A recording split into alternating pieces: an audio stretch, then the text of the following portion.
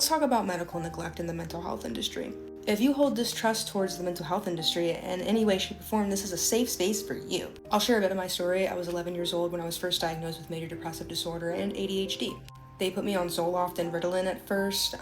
That definitely seemed to get rid of a lot of my depressive symptoms. I was coming out of elementary school, going into middle school, a big transitional period for me and a lot of personal stuff going on in my life, so I was having a really hard time balancing that. Instead of offering like any therapeutic services to change my environment, any of that, they decided to put me on Zoloft and Ritalin. Okay, cool. So once the depressive symptoms start to subside, the Zoloft and the Ritalin kind of started to trigger some symptoms of mania, and I was diagnosed with unspecified bipolar disorder as soon as we were discussing it with my doctor. I was never tested.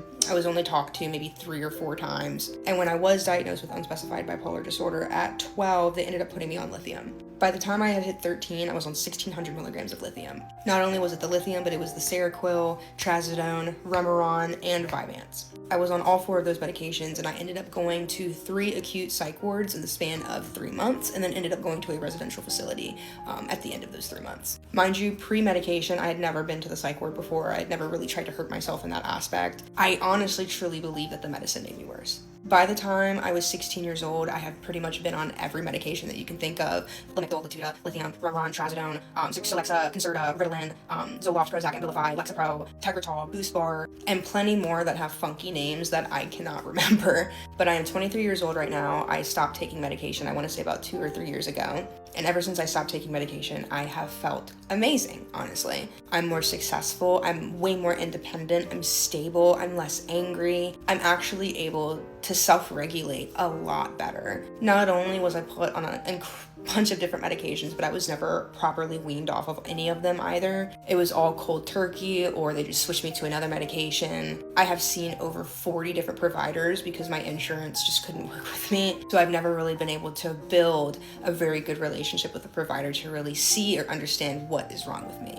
So very recently I saw a new provider, and I wasn't even getting medication. I was just seeing him for some DMV shit. But I didn't even mention it to him, and he told me, "I don't think you're bipolar."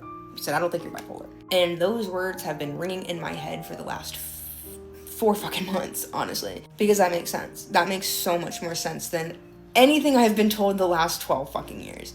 When I was 13, I was diagnosed with BPD by a literally insane psychiatrist that I'm pretty sure no longer has her license. She also didn't believe in ADHD, a whole bunch of stuff. But it is just really hard to have trust in the medical system after being neglected for so long, after being overlooked for so long. I've been casted to the side, been told that I'm crazy, that I'm insane, that I need medicine for the rest of my life, all to find out that it might just be the tism. Maybe, maybe not.